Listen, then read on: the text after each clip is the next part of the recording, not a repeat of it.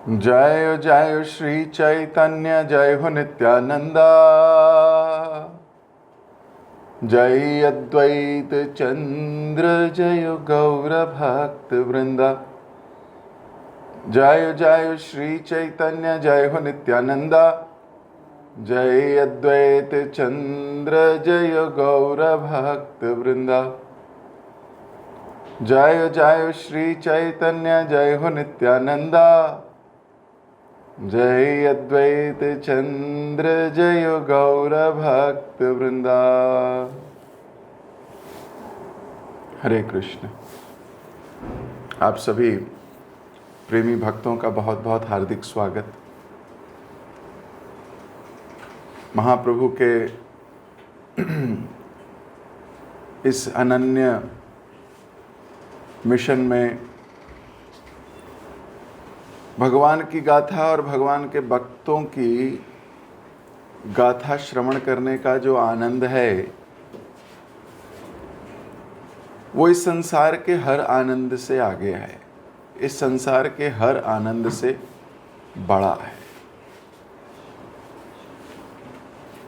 ये जो टेस्ट है श्रवण करने का, ये जो टेस्ट है भगवान के भक्तों के विषय में और जानने का, सुनने का, ये हर प्रकार की जिज्ञासा से आगे है। जीवात्मा अगर किसी प्रकार अपने जीवन काल में ये टेस्ट डेवलप कर पाई तो ये उसके जीवन का सर्वोपरि वर है। इससे बड़ा वर उसको नहीं मिल सकता, ऐसा भागवतम कहती है। तो परम सौभाग्यशाली हैं हम, ऐसे वैष्णवों के विषय में इस सीरीज में हम सुन रहे हैं। अभी श्रीपाद माधवेंद्र पुरी के विषय में चर्चा हो रही है। कल तो माधवेंद्र पुरी को भगवान ने स्वयं आज्ञा ही दे दी है। भगवान ने कहा है बहुत गर्मी लग रही है, भक्त को इस प्रकार आज्ञा दे। भक्त की न केवल परीक्षा हो रही है, भक्त का दिव्य आनंद बढ़ रहा है। अब माधवेंद्र पुरी सोच रहे हैं कि ठाकुर जी को गर्मी लग रही है। अरे जिनका स्मरण मात्र करने से सारे ताप नष्ट होते हैं, सब कुछ जो इस संसार में कष्टदायी है नष्ट हो जाता है, वो ठाकुर जी को स्वयं गर्मी लग रही है। तो समझ गए ठाकुर जी की कोई लीला है। और भगवान बोले देखो और किसी को भेजना नहीं, खुद ही जाना, खुद ही जाके लेके आना। उस पर्वत पे ये वाली चीज मिलेगी।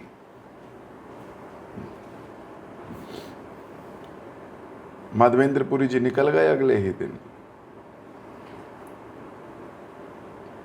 पहले गौड़ देश से होके जाना था, तो गौड़ में पहले अपने प्रिय शिष्य अद्वैत आचार्य से मिले, वहां खूब भजन कीर्तन किया और फिर चल पड़े पुरी की ओर। पर रास्ते में पड़ता है रेमुना। तो रेमुना में रुककर गोपीनाथ जी का दर्शन करने लगे। गोपीनाथ जी का दर्शन कर आनंद आ गया। अश्रु, कंप, पुलक आदि सात्विक भाव के जितने पुष्प बटोरे थे वो सब ठाकुर जी के या गोपीनाथ जी के चरणों में अर्पित किए। गोपीनाथ जी भी भाव विभोर हो गए। मंदिर की एक और विशेष वस्तु थी, भगवान को जो भोग लगता था वो था अमृत केली खीर। 12 हांडियों में वो खीर लगा करती थी भोग। प्रसिद्ध इतनी थी कि जो लोग आते थे वो उसको चखने के लिए ललायित रहते थे। तो माधवेंद्र पुरी के मन में भी इसका स्वाद लेने की स्पृहा जाग गई। लेकिन वो सिर्फ अपने लिए नहीं गाए, हमें अगर कोई चीज़ चाहिए तो हमें स्वाद चखने के लिए थोड़ी चाहिए, हमें तो पूरी चाहिए। तो अगर अपने लिए स्पृहा जागती है तो कैसे जागती है? बोलता है मुझे भरपेट खाऊंगा।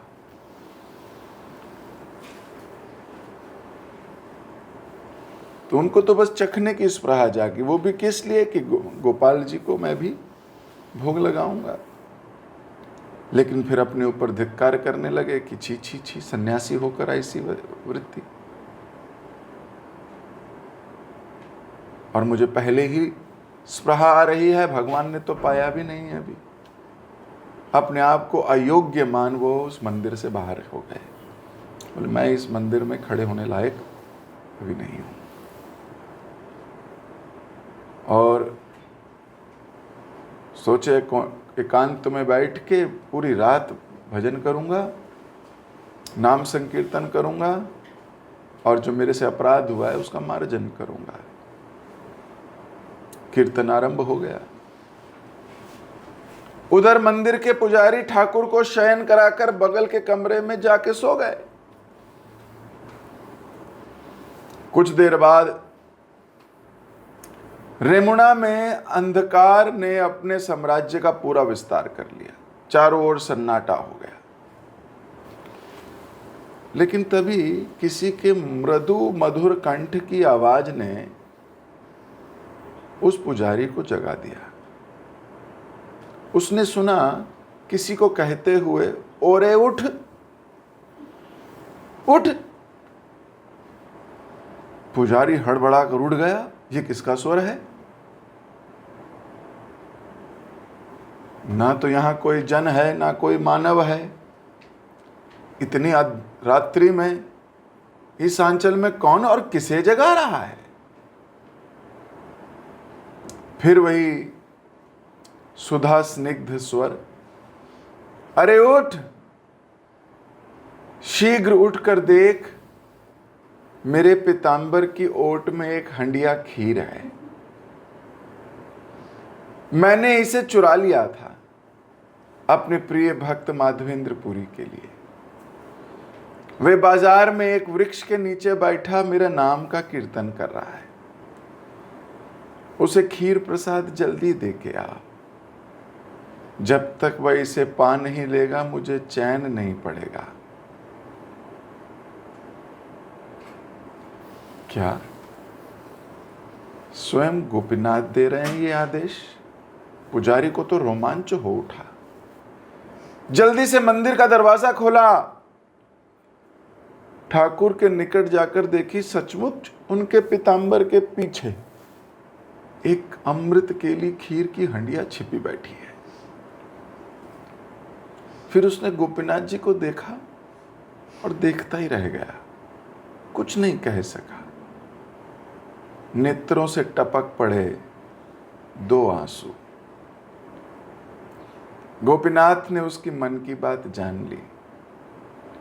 वे कहना चाहते थे, प्रभु तुम अपने भक्त के लिए चोरी भी कर सकते हो। प्रकृतिस्थ हो उसने पीतांबर के नीचे से हंडिया निकाली। आंखों में आंसू है, हृदय में प्रेम, और मन में ऐसे भक्त के दर्शन करने की अभिलाषा कि वो कौन है जिसके लिए ठाकुर जी चोरी कर रहे हैं।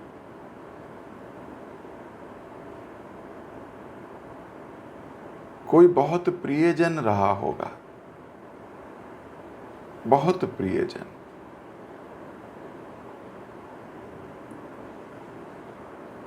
कभी कभी हम जब कोई प्रसाद वगैरह बनाते हैं तो मैंने देखा है भक्तों को, ये उसको पसंद है रख लो उसके लिए, ना ये उसको पसंद है उसके लिए रख लो। ऐसे माताएं अपने प्रेम से तो याद होता है किसको क्या पसंद है कि नहीं।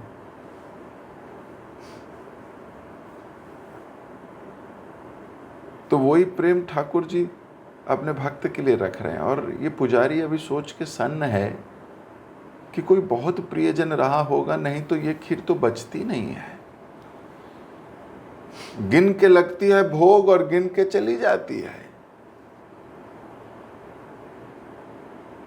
आज किसी ने ये निकाला और बांटा होगा तो ठाकुर जी ने पहले ही एक चुरा के रख ली पीछे, बोले मेरे बच्चे के लिए है। जैसे माँ कभी कभी रख लेती है, ये ना, ये मेरा ये वो खाएगा। ऐसे भगवान ने भी वो खीर की हंडियां निकाल के रख ली। अब ये पुजारी तो उस भक्त के दर्शन करने के लिए जैसे विचलित हो पड़ा है। उसे लेकर मंदिर से बाहर निकलते ही बाजार तक तो पहुंचा ही नहीं अभी, माधवेंद्रपुरी जी महाराज, माधवेंद्रपुरी जी महाराज की आवाज लगाते हुए खोजने लगा।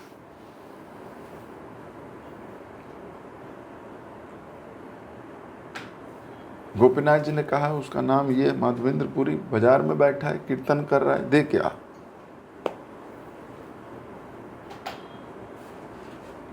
थोड़ी दूर जाकर उसे सुनाई दी एक मधुर कंठ की कीर्तन ध्वनि। उनके निकट जाकर उसने आदर पूर्वक दंडवत प्रणाम किया और फिर पूछा, स्वामी जी आप ही है ना माधवेंद्रपुरी? पुरी जी कुछ उत्तर दें उससे पहले ही उसने खीर की हंडियां उनके सामने रख दी और गदगद कंठ से बोला, महाराज आपके भाग्य की तो कोई सीमा नहीं है।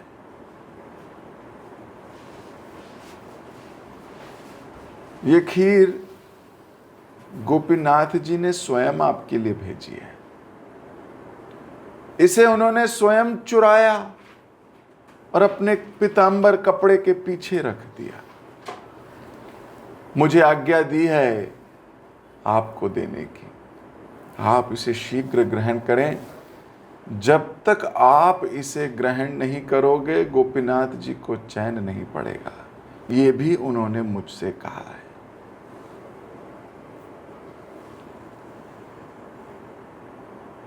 कोई आपसे कहे ऐसा, क्या करोगे? पागल हो जाओगे, नाचोगे, कूदोगे।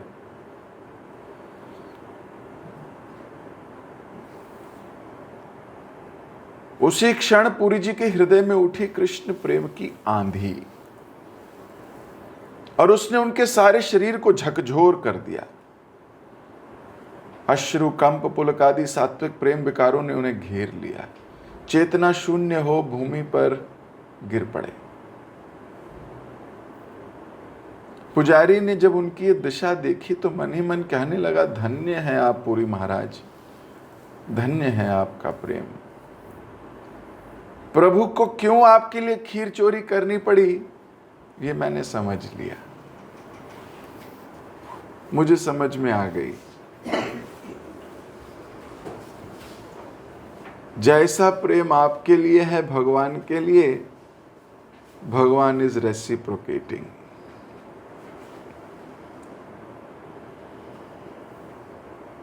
थोड़ी देर में प्रकृष्ट हो पुरी महाराज जी उठ बैठे, परंतु अश्रु और कंप का अभिशेष नहीं है। वे दोनों नेत्रों से नीर बहते ही जा रहा है और हंडिया को देख देख भगवान की कृपा की इस हंडिया को देख देख बारंबार भगवान को प्रणाम कर रहे हैं। अपने हाथों से खीर लेके खा रहे हैं और बीच बीच में स्फुट स्वर में कहते जा रहे हैं, दीनानाथ तुम्हारी करुणा की बहुत सी कहानियां सुनी थी, शास्त्रों में आपकी करुणा के विषय में बहुत कुछ पढ़ा था, पर तुम मुझ जैसे अधम व्यक्ति पर इतनी कृपा कर सकते हो, उसके लिए खीर की चोरी तक कर सकते हो, और जब तक खीर खा ना लूं बेचैन रह सकते हो, इसकी कभी कल्पना नहीं की थी। खीर प्रसाद तो पुरी जी ने खा लिया, खीर की हंडिया के भी टुकड़े टुकड़े कर चूरा कर उसका एक एक कण अपनी बाहिरवास में बांध लिया। नित्य स्नान पूजा के पश्चात उसका एक कण मुंह में डालने का नियम भी बना लिया। बोले ये कोई साधारण हंडिया नहीं है, ठाकुर जी ने, गोपीनाथ जी ने स्वयं इसे चुराया है, इसे भी खाऊंगा।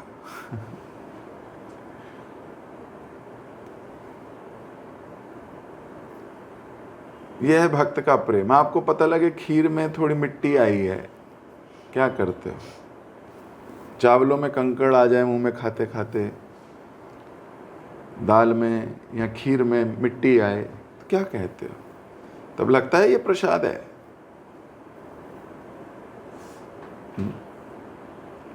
क्या लगता है? लगता है क्या बनाया, ये किसने बनाया ये?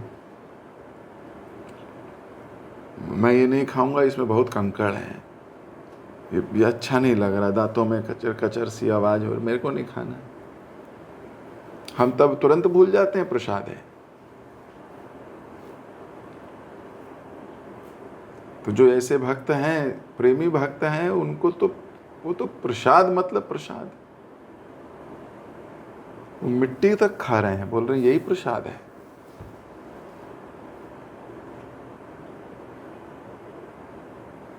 हमारी चेतना तुरंत खराब होती है। थोड़ा नमक कम हो तो शोर मचाने लगते हैं, थोड़ा नमक ज्यादा हो तो शोर मचाने लगते हैं।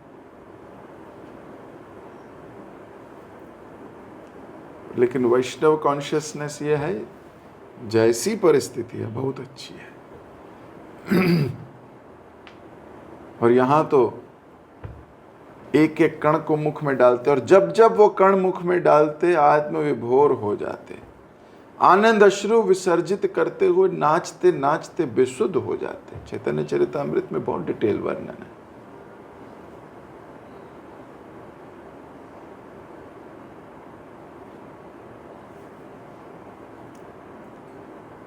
भगवान की कृपा की भूरी भूरी प्रशंसा करते हुए कि एक अधम पर भगवान ऐसी कृपा करते हैं तो भक्तों पर कैसी करते हैं, ऐसा सोचने लगे।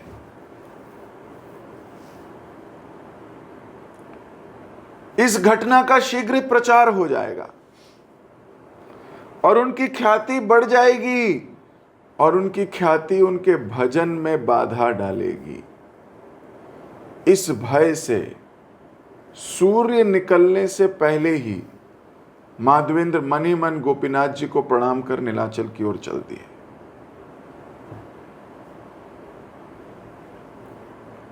मेरा फेम बढ़ जाएगा, फेमस हो जाऊंगा, अगर फेमस हो गया तो मेरे भजन में बाधा हो जाएगी। कितना सुंदर बात है। प्रतिष्ठा शुक्रेन विष्ठा, ऐसा हम कहते तो हैं,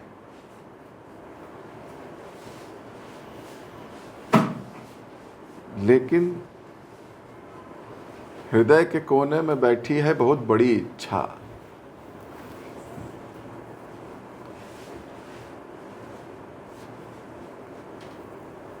माधवेंद्र पुरी को लग रहा है कि जब मैं फेमस हो गया तो मैं भजन कैसे करूंगा, मुझे नहीं फेमस होना है, भागो यहां से। और वो भाग गए वहां से।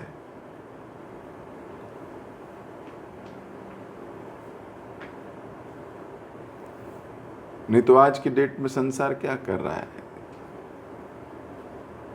फेमस होने के लिए क्या क्या नहीं करता वो। भक्तों के समाज में भी हमें ये विचार करना चाहिए कि हमारा पूर्ण उद्देश्य भगवान को प्रसन्न करना है। भगवान प्रसन्न होंगे हमारे हृदय के भक्ति भाव से, और अगर भक्ति भाव की जगह प्रसिद्धि भाव आ गया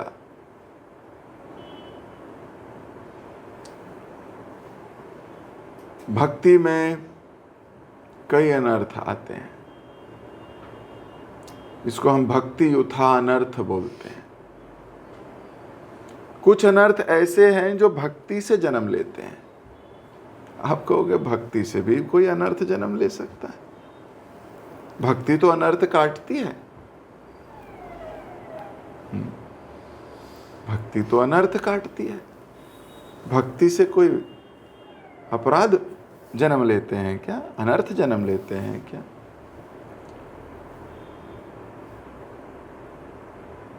अनर्थ कई प्रकार के हैं। सुकृति उठा अनर्थ। सुकृतियों से भी अनर्थ जागते हैं कई बार। भक्ति से भी अनर्थ जागते हैं। जो भक्ति के अनर्थ हैं उनमें 3 मेन अनर्थ हैं। इसको हम बोलते हैं PPL। अभी IPL तो चल ही रहा है ना, तो जैसे IPL की चैंपियनशिप होती है ऐसे PPL चैंपियनशिप भी होती है। PPL पूजा, प्रतिष्ठा और लाभ।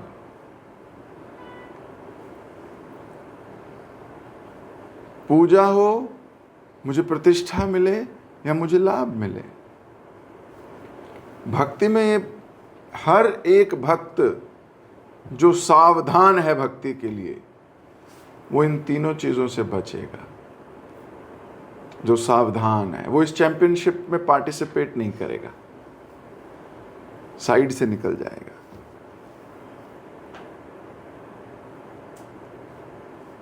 और अगर किसी कारणवश उसको करना भी पड़े तो इन तीनों का स्पर्श भी नहीं होगा, उसको स्पर्श भी नहीं होगा, क्योंकि हृदय में उसके वो भाव है ही नहीं। जैसे गुलाब जामुन खाते हुए किसी का भाव गुलाब जामुन हो सकता है और किसी का भाव प्रसाद। दोनों लोग गुलाब जामुन खाते हुए ही दिख रहे हैं, लेकिन दोनों को फल अलग अलग मिल रहा है। एक का कर्म बढ़ रहा है और एक का कर्म कट रहा है।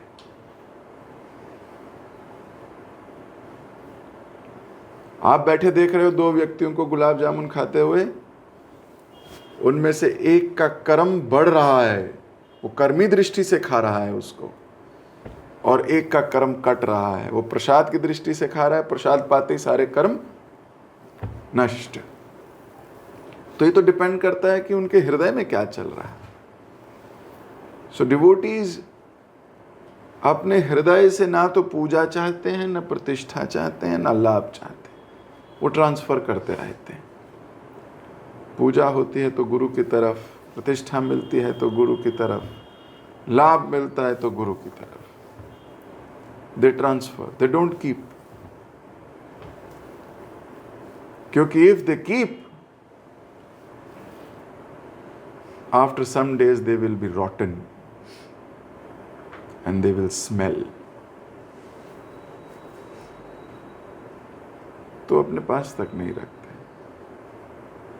नो क्रेडिट, क्योंकि वो जानते हैं ये क्रेडिट उनका है ही नहीं।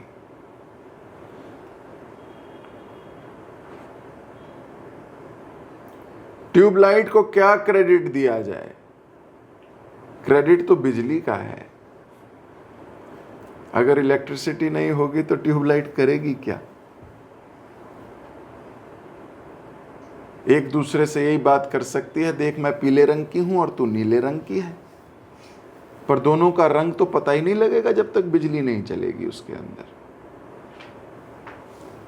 आप संसार की सबसे महंगी गाड़ी खरीद लीजिए, लेकिन अगर पेट्रोल नहीं है तो चलेगी क्या? किस काम की? हाँ, धक्का लगा के ले जा सकते हो उसको कहीं। तो इसका मतलब वो गाड़ी किस काम की? वो तो बोझ हो गई। वो तो बोझ की तरह अपने साथ खींचनी पड़ेगी। तो भक्त को जब ये प्रतिष्ठा, पूजा या लाभ मिलता है, उसको बोझ लगता है।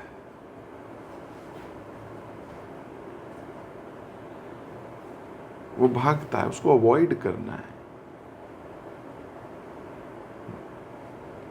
भाग गए।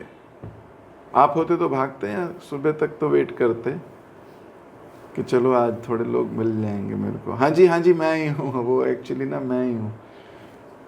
तुमने सुना नहीं अभी? अरे वो थोड़ी चोरी करी ना गोपीनाथ जी ने, वो एक्चुअली वो नहीं, मैं क्या बोलूँ अब अपने मुंह से, देखो अभी वो एक्चुअली मैं ही हूँ, मुझे ना थोड़ी शर्म आ रही है इसे बोलते हुए, लेकिन वो आदमी मैं ही हूँ वो। हाँ हाँ, तुम करो गुणगान, करो ना गुणगान, थोड़ा मेरा थोड़ा सुन के जाऊंगा, अभी ऐसे कैसे चला जाऊं, थोड़ा तो सुन ही लेता हूँ क्या बोल रहे हैं। नहीं नहीं, पता लगेगा कौन कैसी दृष्टि है किसी की,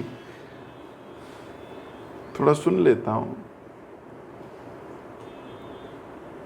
बिल्कुल ऐसा नहीं किया, धन्य है ऐसे जीव। हमारे लिए तो बहुत कठिन है ऐसे रातों रात निकल जाना, किसी ना किसी बहाने से रुक जाएंगे। नहीं नहीं, सुबह गोपीनाथ जी के दर्शन ही कर लें, बिना दर्शन किए थोड़ी जाएंगे।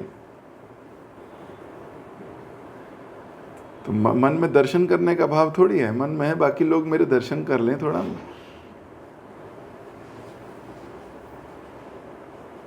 सोचिए हमारा मन कितना धूर्त है, और वैष्णव समाज में आचार्यों का मन कितना शुद्ध है।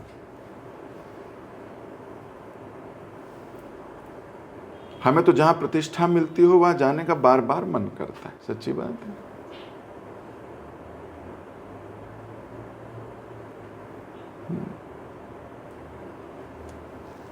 वैष्णव जो वास्तविकता है वो ये है कि हृदय से न पूजा न प्रतिष्ठा न लाभ, क्योंकि हर वैष्णव के जीवन में ये आता है। आप देखोगे इस मटेरियल वर्ल्ड में तो कोई पूछता नहीं, एक से बढ़कर एक टाइकून्स बैठे, पर जैसे हम वैष्णव तिलक लगाते हैं, धोती कुर्ता पहनते हैं, चाहे मटेरियल वर्ल्ड में कुछ ना पाया हो, यहां पे हर व्यक्ति आपको प्रभु जी, हरे कृष्णा प्रभु जी, तो इनको लगता है मैं सच्ची में प्रभु जी हो गया।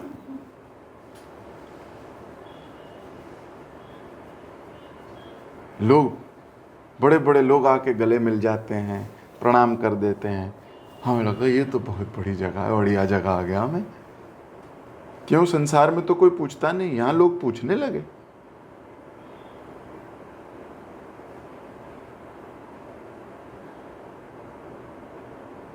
प्रेम से बात करने लगे, हाँ यस माता जी, ठीक है माता जी, और एकदम से ऐसा लगता है ये तो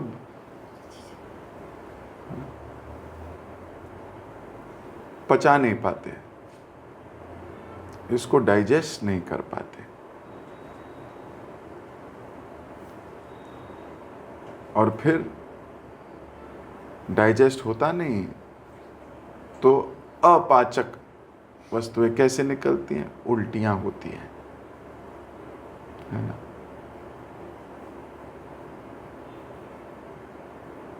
मुख से गंदगी निकलती है।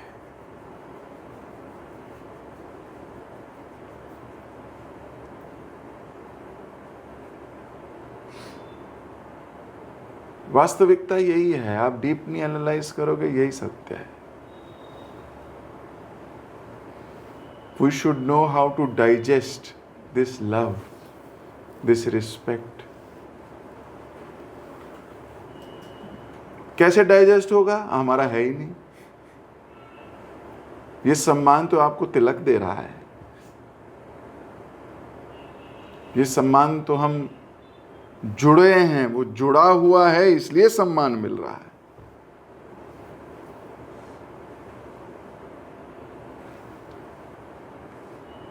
लेकिन कई बार हम इसमें फंस जाते हैं, पूजा प्रतिष्ठा और लाभ में।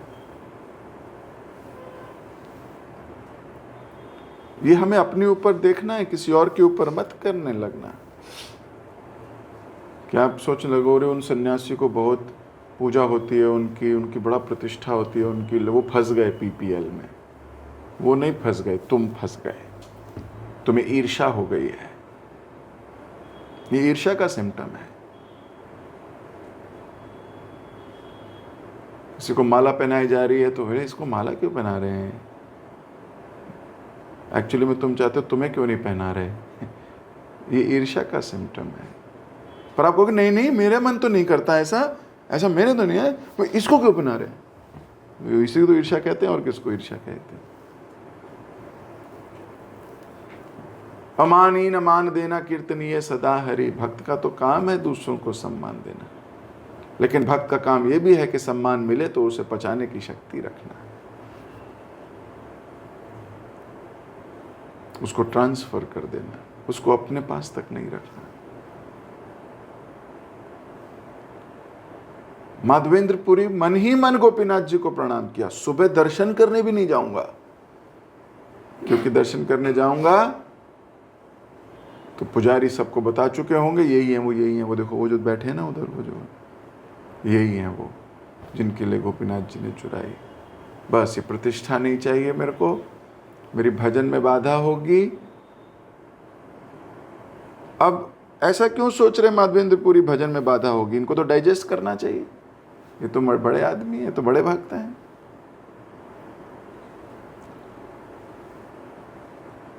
हर वो भक्त जो सतर्क है वो अवॉइड करेगा,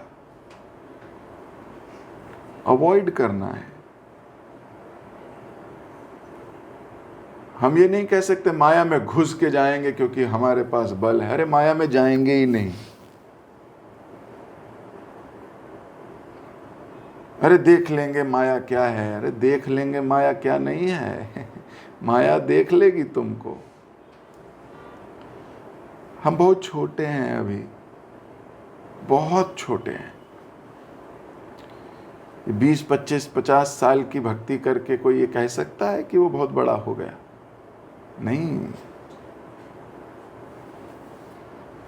50, 60, 70, 80 साल भी बहुत कम है, बहुत कम है। इसलिए विचार करना चाहिए कि अवॉइड कैसे किया जाए इन चीज़ों को, जहाँ से प्रतिष्ठा मिलती हो, ये फेम, नेम, धन, संपत्ति, ये बहुत डेंजरस चीज़ें हैं, बहुत डेंजरस।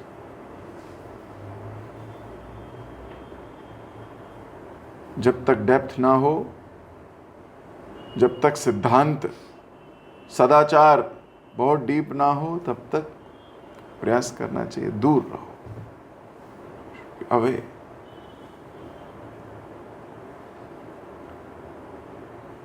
तो माधवेंद्रपुरी अपने आचरण से सिखा रहे हैं कि हमें मजा नहीं आना चाहिए। अगर आपका बहुत सम्मान हो रहा हो तो हृदय में आपको ग्लानि होनी चाहिए।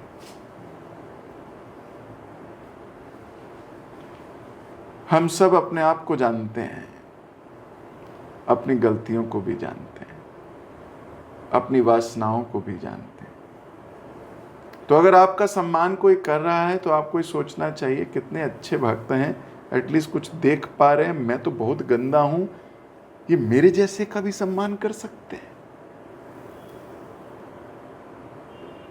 मेरे जैसे को भी ये वैष्णव कैसे होते हैं। ये तो कृष्ण जानते हैं मैं कितना धूर्त हूं।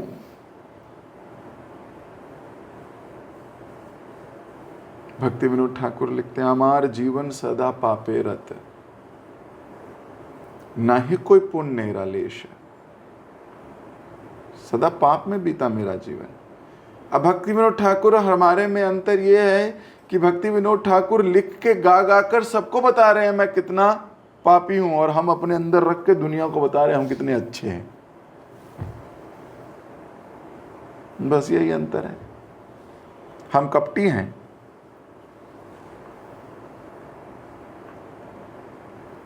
अंदर कुछ और है, बाहर कुछ और है। बाहर से सम्मान भी देते हैं पर हृदय में कुछ और चल रहा होता है। कपट है ना। भगवान तो जानते हैं। भक्ति तो निष्कपट भाव से होती है। जिसको रिझाने की कोशिश कर रहे हो वो कपट शिरोमणि भी है। उनसे कपट नहीं किया जा सकता। जिनको रिझाने की कोशिश कर रहे हो वो तो सरलों के लिए सरल हैं, कपटियों के लिए कपटी।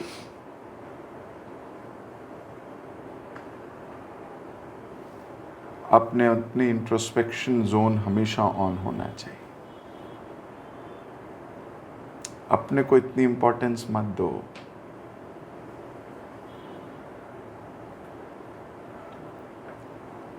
ये जो डिबेट हृदय में चलती रहती है ना, इससे बाहर आना होगा, सरल होना पड़ेगा। सरल हृदय आत्मसमर्पण करता है।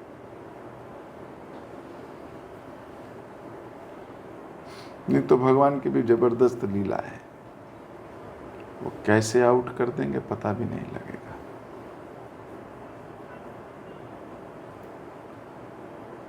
तो माधवेंद्रपुरी तो बिल्कुल क्लियर है, भजन मेरा श्रेष्ठ होना चाहिए, भजन में जो बाधा है मैं उसको हटा दूंगा। अनुकूलस्य संकल्पम प्रतिकूलस्य वर्जनम। वर्जित चीज है, वर्जन है, बस हटा दिया उसको। तो बोले भाई ये प्रतिष्ठा आने वाली है मेरे जीवन में, मैं भगवान के दर्शन भी नहीं करूंगा।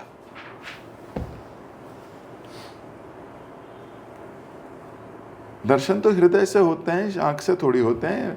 कई लोग सेंटिमेंटली भाग रहे, दर्शन करूंगा, भाग रहे, और फिर बदलाव कुछ है नहीं जीवन में। ऐसे दर्शन का क्या लाभ? जी दर्शन रोज करते हैं जी हम।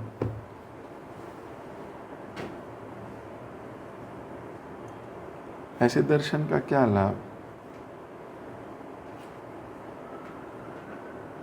दर्शन तो कान से होते हैं, दर्शन तो हृदय से होते हैं। दर्शन तो माधवेंद्रपुरी ने दर्शन भी नहीं किया अगले दिन गोपीनाथ जी के। ये भी नहीं देखा आपने क्यों चुराई मेरे लिए खीर।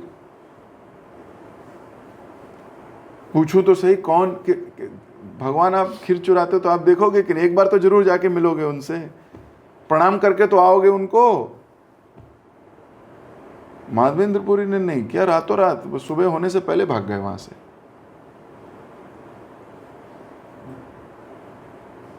सोच लो हमारी कॉन्शियसनेस और उनकी कॉन्शियसनेस में भी कितना भेद है। गोपीनाथ जी की ये जो चोरी की भाव है या बात है, ये कोई नई थोड़ी है। चोरी करने का तो उनका चिरस्वभाव है। ब्रज में तो माखन चोरी तो प्रसिद्ध थे ही, पर माखन तो तब चुराया करते थे जब छोटे थे। एक्चुअली छोटेपन से उनको आदत लग गई चोरी करने की। एक्चुअली ये आदतें बचपन में पक जाती हैं।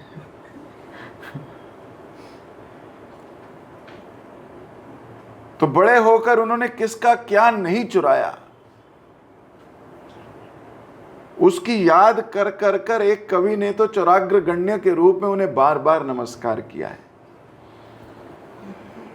ब्रजे प्रसिद्धम नवनीत चौरम गोपांगनानां च दुकूल चौरम अनेक जन्मार्जित पाप चौरम चौराग्रगण्यं पुरुषं नमामि।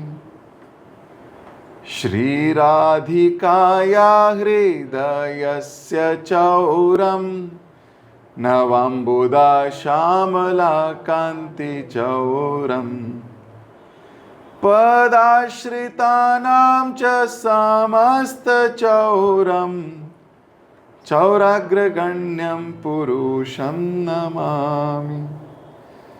अकिंचनीकृत्य पदाश्रितं ये करोति भिक्षुं पथि गेहहीनं केनाप्ययाहोय भीषण चौरं दृष्टश्रुतो वा न जगत्त्रयेऽपि।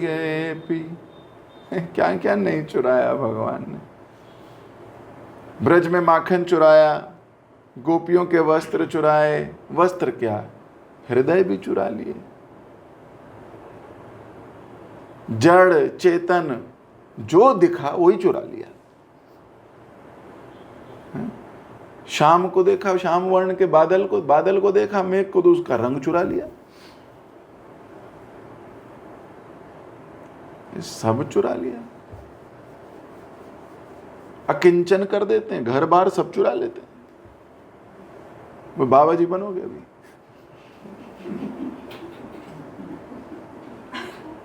अरे चोर तो केवल अच्छी चीज चुराता है, अच्छी चीज। तुम तो अपने आश्रित जनों के बुरी भी चीजें चुरा लेते हो, उसके सारे पाप चुरा लेते हो। कैसे चोर हो?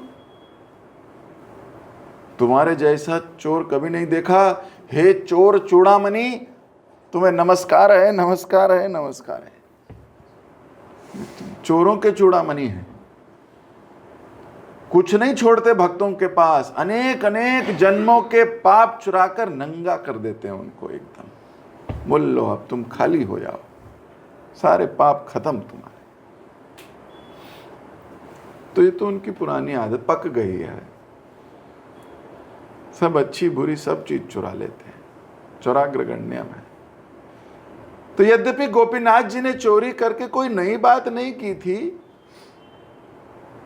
उनकी इस चोरी की एक विशेषता अवश्य थी। धन, संपत्ति, मान, मर्यादा, पाप, ताप, प्राण, सर्वस्व, ये सब तो वे दूसरों का चुराया करते थे। इस बार उन्होंने दूसरों का कुछ नहीं चुराया, अपना ही चुराया। खीर तो उन्हें निवेदित की गई थी, उनका अपना प्रसादी थी। उसे बिना किसी की रोक टोक से जिसे चाहे दे सकते थे। पुजारी से कह सकते थे कि एक हंडिया माधवेंद्रपुरी के लिए मैंने बचा के रखी है, पर उन्होंने चुरा कर बोला कि मैंने चुरा कर रखी है। ऐसा उन्होंने क्यों किया? अपनी चीज को कोई चुराता थोड़ी है। तो पुजारी को कह सकते थे मैंने एक हंडिया रखी हुई है उसके लिए, तो उसको दे देना। लेकिन ठाकुर जी स्वयं बोल रहे हैं कि मैंने चोरी की है। अब ये चोरी की, ये क्यों बोला इन्होंने? ऐसा क्यों किया? क्या रहस्य है इसका?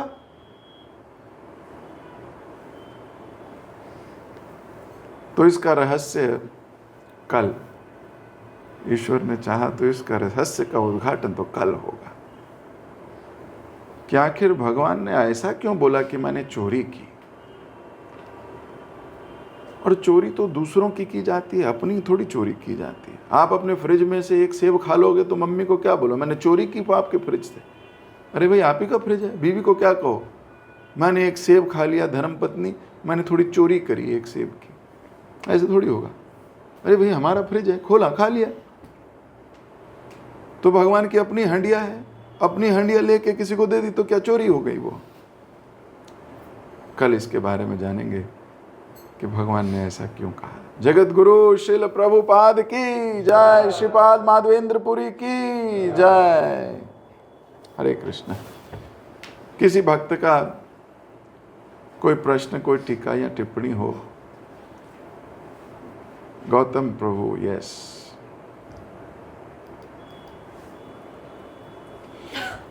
हरे कृष्णा प्रणाम प्रभु जी। हरे कृष्ण। प्रभु जी बहुत सुंदर कथा माधवेंद्रपुरी की जो है, आप कहते हो अहम भक्त पराधीना, तो प्रभु जी पता चलता है कि भगवान अपने भक्तों के लिए कुछ भी करने को तैयार हो जाते हैं, चोरी भी करने लग जाते हैं। प्रभु जी बहुत सुंदर कथा।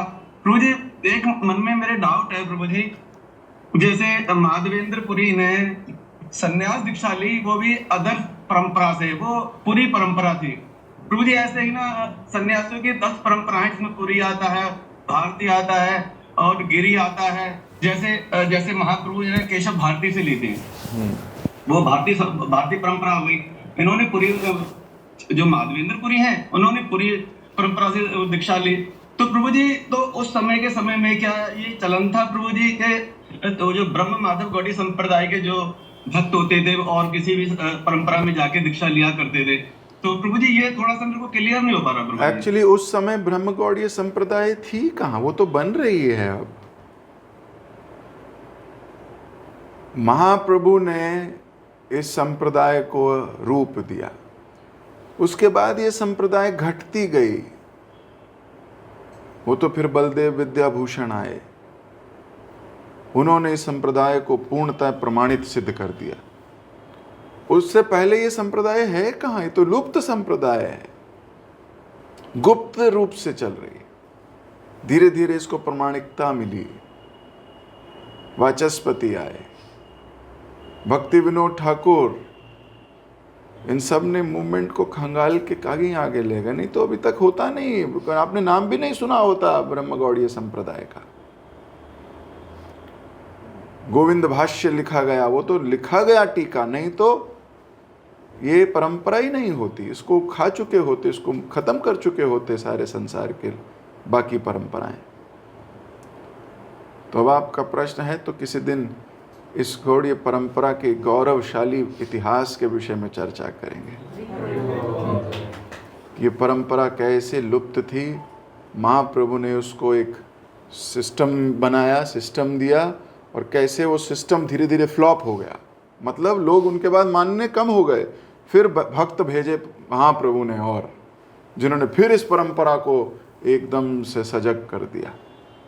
हाँ, इसके बारे में जरूर चर्चा करेंगे। लेकिन उस समय जब ये सब हो रहा है, तब उस समय ये परंपरा है नहीं, लुप्त है। अभी तो इसको शुद्ध परंपरा को देना है। ठीक है। हरे कृष्ण।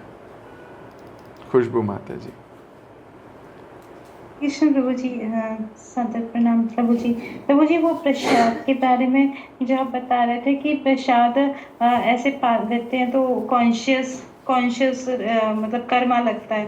तो अगर हम मीन्स हम जैसे कि मंदिर में पाते हैं और कहीं प्रसाद पाते हैं तो कॉन्शियस प्रसाद वाली रहती है, लेकिन जैसे हम घर पे ला के पा रहे तो उतनी कॉन्शियस नहीं रहती है। और कभी भूख लगती है तो मंत्र भी नहीं, बस हाँ जल्दी बस पालो, ऐसा लगता है। तो इसमें मतलब हम कर्मा लग रहा है। नहीं, ये कर्मा तो नहीं है, क्योंकि वो शुद्ध प्रसाद है। अगर वो ऑफर दिल से किया गया है, अगर वो अच्छे से ऑफरिंग हुई है, तो वो तो प्रसाद है।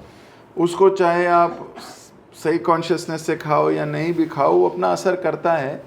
लेकिन अगर अच्छे कॉन्शियसनेस से खाओ तो असर डबल हो जाता है। जैसे डॉक्टर जब दवाई देता है, दवाई का असर होता है। लेकिन अगर डॉक्टर पे फेथ ही नहीं है और दवाई पे भी फेथ नहीं है,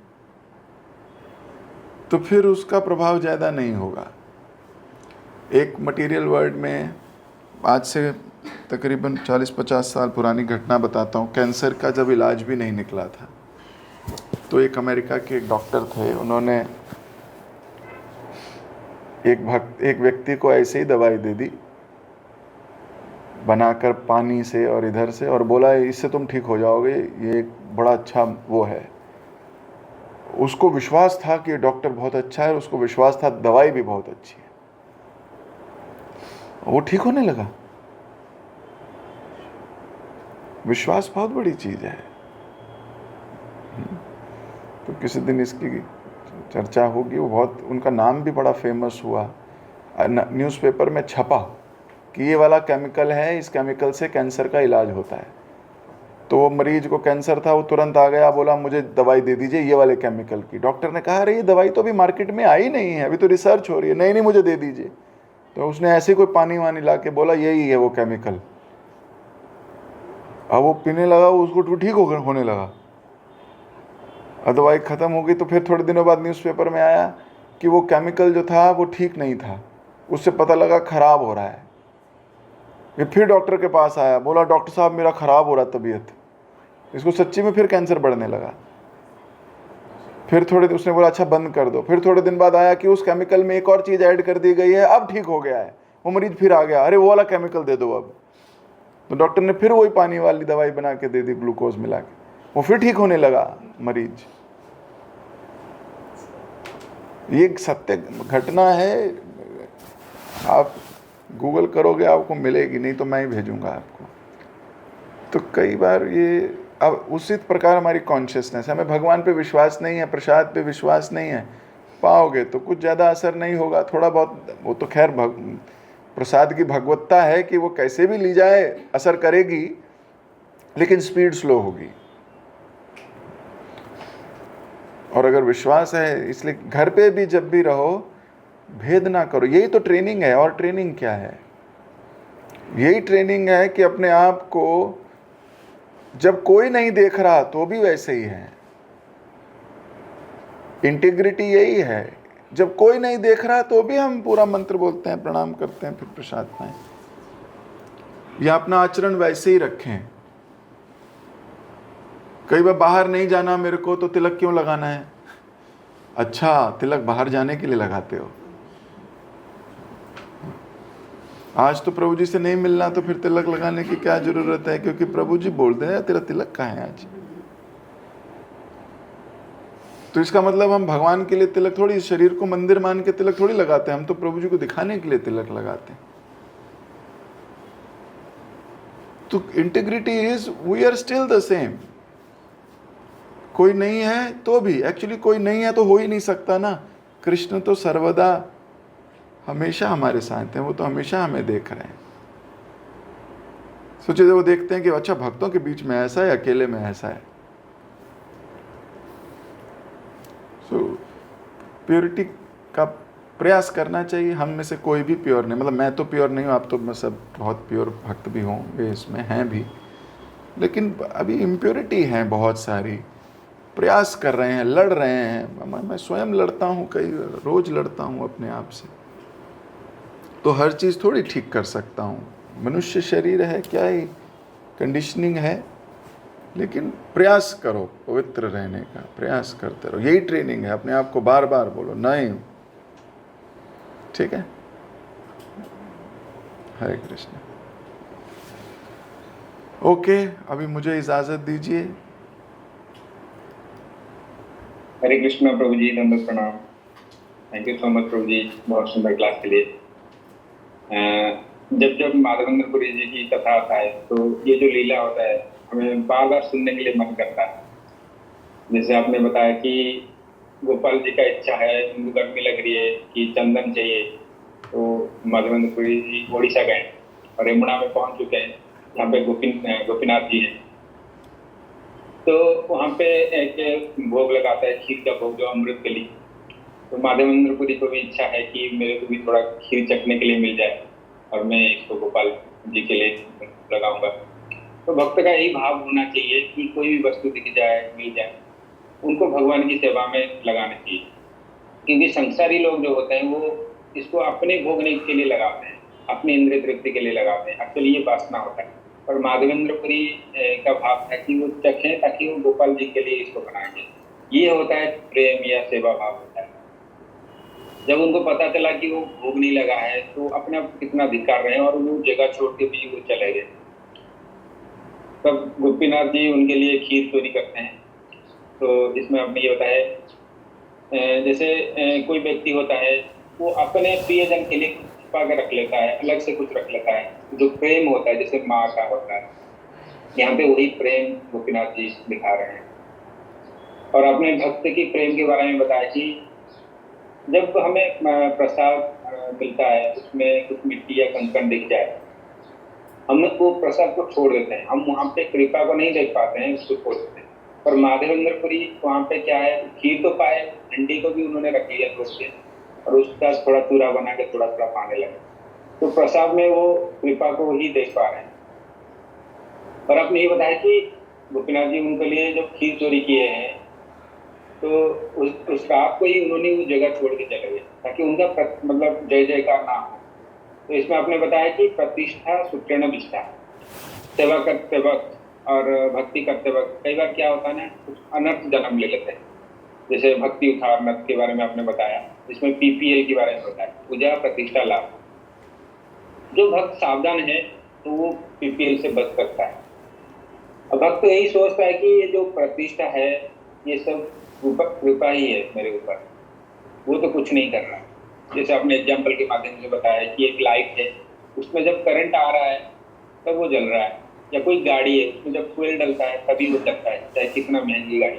वैसे हम हैं, पहले से भी हमारा जीवन चल रहा था और आज भी चल रहा है। वो जो कृपा आप हमें दे रहे हैं, उस कृपा के माध्यम से हम चल पा रहे हैं। नहीं तो कई बार वो गधे की एग्जाम्पल भी देते हैं, जिस गधे के ऊपर भगवत गीता रखा होता है जब तक उसको लोग प्रणाम करते हैं, अब जब उसको भगवद गीता को निकालते हैं फिर उसको दंडा भी पड़ती है। सेम हमारे साथ भी है, अगर हम भक्ति से थोड़ा हट जाएंगे हमें भी दंडा पड़ेगा। तो पीपीएल को हमें डाइजेस्ट करना आना चाहिए, इसमें फंसना नहीं है, ये अपने ऊपर लागू करना है, ये दूसरों को नहीं देख के करना है, ये अपने ऊपर लागू करना है। कई बार ऐसा होता है कि हमारी सम्मान करते हैं भक्त लोग, तो हमें ये नहीं सोचना है कि मैं इतना डिजर्विंग हूँ, तो हमें ये सोचना है कि ये वैष्णव कितना महान है, तो इस मेरे जैसे गंदे व्यक्ति में ये गुण भी देख पा रहे हैं। तो भक्ति में, सेवा में अपने आप को इम्पोर्टेंस देना बंद करना है। और लास्ट में अपने भगवान की चोरी के बारे में ये बताया कि भगवान तो दूसरे चीज तो चोरी करते हैं, अपने चीज भी आप चोरी कर लिए, खीर जो उनका था उन्होंने चोरी करके भक्तों को दी। भगवान तो ये भी है, हमारी जो समस्त पाप उसको भी चोरी कर सकते हैं। थैंक यू सो मच प्रभु जी, बहुत सुंदर क्लास के लिए। सभी भक्तों को भी धन्यवाद इतने प्रेम पूर्वक श्रवण करने के लिए। हम प्रभु जी का धन्यवाद करेंगे एक बार। हरे कृष्ण महामंत्र। Hare Krishna Krishna Krishna Hare Hare, Hare Ram Ram Ram. Thank you so much प्रभु। Recording stopped. हरे कृष्ण।